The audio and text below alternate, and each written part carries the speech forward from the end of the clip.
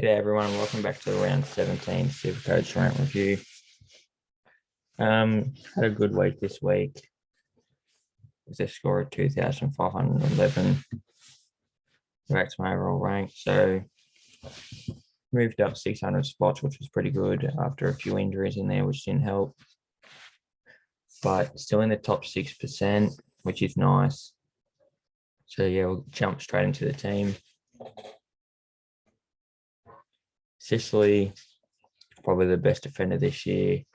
Pulled out a really good score once again in really wet and tough conditions for him. Sinclair, whenever this man doesn't get tagged, then he's really pumping out really good scores. So he's definitely a keeper. George Hewitt had a bit of a quiet week, but sure he'll bounce back. Jack Crisp, the same, really quiet week. Aaron Hall, really annoyed with this. Brought him in after his 150 and just gets injured in the first quarter after a really good start. And Jaden Short seems to be falling off a fair bit. And Jacob Ware's still making some good money on the bench with a good score of 89. Oliver I've took the VC of Neil as you should with a 135. But Oliver, 176. Look at his price. Just rocketed right up. And I don't think he'd have a high break even. No, break even 95. So if you don't have him, you got to try and find every way possible to get him in. Jack McRae, another quiet one. Hopefully you can find some form over the next couple of weeks, and so we don't have to trade him. Obviously, he had a good start to the year, but he's sort of fallen off a bit. Lockie Neal, 135, really good score. Was really good on Thursday night, I thought. Found a lot of the ball, and yeah, really good score. Took Miller, I didn't see this game, but who was it again? Collingwood. But yeah, he's really good. A really good price the last couple of weeks when people should have picked him up. Ben Keys, since he's come into my side, he's really found some good form, which was good. He had a first couple of weeks which were a bit off, but no, the last couple of weeks have been really good. Christian Petrarca really bounced back for me this week, and try and get him in. He's got a break even of 19, so try and get him in any way possible. Hopefully can continue some of his form. Paddy Cripps fell off a bit with a 98. I captained Owens to get Neil score, and Sam Walsh had a ripper game with 115. Jared Witt's bit of a quiet one up against Darcy Cameron. I didn't see this game, as I said before, but don't worry about Witch. He's the number one ruck. So yeah, keep him. Sean Darcy, really good, let alone it was against Port's ruckman Finlayson, who isn't a ruckman. So, but still really good score from Darcy. Canelio, really good in the wet. If dry games, probably a score of 120, 130. Just didn't use the ball as well, but it's understandable in them wet conditions. Will Brody just Mr. Consistent. Nearly another 100 score again. Dunkley, another 100, really good. Harry Himmelberg, really good in the wet. Obviously, hard day for those intercept defenders. So to get 100 out of him, I was really happy. Adam Treloar, 109, really good. Been happy with his pickup. And Marcioli with the 29. So what am I looking to do this week? Well, English will come on. And let's have a look at the draw. So Oliver will become my vice captain. Walsh will come onto the field. And Neil will be my captain against Essendon. Trades-wise, I'm only looking to do the one trade with Hall being injured. So only the 3 trades left, but this bloke has been really good over the last couple of weeks. Played in that wet game, but if that's a dry game, then I think he's scoring about 130. And in comes Lockie Whitfield. His last 4 weeks have been really good. Got a break aim of 77, but he's just gone back and really playing that role that we want him to play.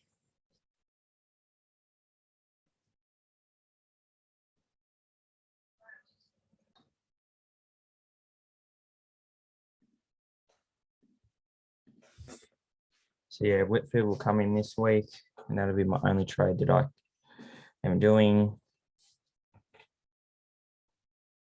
That'll leave me looking like this. Really happy with my back 6.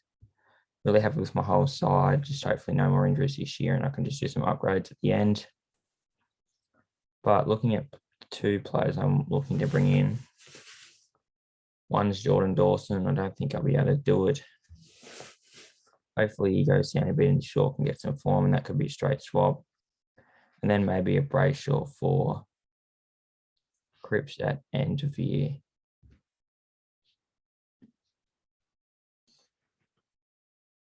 Moving on to a round review, starting off with Brisbane and the Dogs on Thursday night. Brisbane were just way too good for the Doggies here. Really good across the board, really good performance, which they needed after that bad loss against Melbourne. Lockie Neal continues his stellar season. 33 touches, a goal and 6 marks. It was excellent. Libba having a really good year as well, a goal, 33 touches. And I thought Bailey Dale was really good off halfback as well with the 32 touches. Friday night, Carlton and St Kilda. I thought Carlton were the best side on the night. They just didn't put it through the big sticks. Ended up losing by 15 to the Saints. Jack Sinclair was really good with the 37 touches and 11 marks. Sam Walsh got plenty of the balls, which was good for Carlton with the 33 touches. And Tim Memory was excellent with the 4 goals. Essendon versus Sydney, easily the upset of the round. Sydney had the more scoring shots, but just couldn't put it on the board. Chad Warner was very good with the 25 disposals and 3 goals. Zach Merritt about the same, 24 touches, 3 goals. And Isaac Heaney also kicked 2 for the Swans. Adelaide versus Melbourne. Melbourne were just way too good for the Crows, winning by 5 goals. Petrarch excellent with the 3 goals and 33 disposals. Clayton Oliver, 36 touches, 13 tackles. Always seems to dominate against Adelaide, and Ed Langdon was really good with the 33 touches and a goal. Geelong versus North. I don't know where North go from here. I don't see where their next win's coming from. I don't think they get another one this year. They went down by 112 points to the Cats. Davis Uniacke was a really good sort of sign with 36 touches. Jeremy Cameron, unreal game, 4 goals, 3 and 30 touches. And Cam Guthrie was really good as well with the 29 touches and a goal. Moving on to Collingwood and Gold Coast. Really good game, this one. Gold Coast just went down to the Pies. I think Nick Kyrgios has locked up the NAB Rising Star Award. He had the 37 touches. Tuke Miller, really good once again with 31 touches and 10 tackles. Isaac Rankin, really good as well with 4 goals. And Jack Ginnivan also kicked 3. Richmond versus West Coast, really high scoring game here. Same amount of scoring shots for both the sides, so a very even contest. But Richmond just kicked that little bit straighter to get up by the 35 points, 20 goals, 8, which is unreal kicking to West Coast, not so great. 13 goals, 15. Thought Dan Rioli was really good off halfback with the 28 touches and a great running goal. Pickett really good along that wing with 25 touches and 2 goals. And Jamie Cripps also kicked 3, which is a good sign for the Eagles. Moving on to GWS and Hawthorn, probably the wettest game of footy I've watched.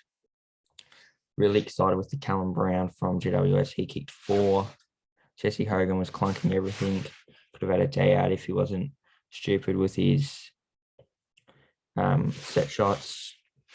Cumming was really good with the 30 touches off halfback. Lockie Whitfield, under the new coach of McVeigh, has gone back to that halfback role, which has been an Australian, had the 33 touches and 7 marks. Tom Mitchell was really good with 36 touches, and Sicily with just over 900 metres gain, I believe, and the 25 touches was good for the Hawks as well. Moving on to Freo and Port. Really good contest, this one. Port just left their rate a little bit too long. Rory Lobb was really good with the 5 goals. I thought Darcy was really good, 21 touches and 38 hitouts. Ollie Wines was really good with 39 touches, and Connor Rosie had 21 touches and the 2 goals. So moving on to my tips for next week. Geelong versus Melbourne at GMHBA. I'm going to hit the Demons by, I believe, 9 points. I believe across the board, they bet them there last year. I think they'll do the same again across the board. They're just a much better side than the Cats. Sydney versus the Dogs at the SCG. Sydney are hard to beat up there. They need to bounce back after last week's efforts, and I think they'll do that. Collingwood versus North. Collingwood, don't need to talk much more about that one. It's pretty obvious. Gold Coast versus Richmond. I believe Gold Coast will get up here. It's up there. They're playing a good brand of footy in the minute, so Richmond, but I think just the home ground advantage will help Gold Coast. St Kilda versus Freo. I think the Saints get up because if it's at Marvel. Port versus GWS, it's over at Adelaide Oval. Port are playing a really good brand of footy, but GWS are playing a really good brand of footy under McVeigh as well. They're playing really quick, which is good to see, so I'm going to tip the Giants. Brisbane versus Essendon up at the Gabba. Brisbane in good run of form at the minute. I believe they will beat Essendon quite comfortably. Hawks versus the Adelaide's at Marvel. Hawthorn never play well at Marvel, and Adelaide are really playing some really good footy at the minute, so I believe they'll get up. West Coast versus Carlton at Perth Stadium. This will be a close game than what I think it will be. I think West Coast will put up a good fight, but ultimately Carlton will come out just on top. My player of the round this week goes to Christian Petrarch with the 33 touches, 5 marks, 6 tackles, and 3 goals won. There's a few good players in consideration, but I just think, especially that they didn't have a ruck and they didn't have first service, so for Petrarch to get his hands on it and also hit the scoreboard was really influential on the result on this one. Thanks everyone for tuning in. I'll have another episode next week with all the same content. So hopefully you enjoyed that and tune in next week. And thank you.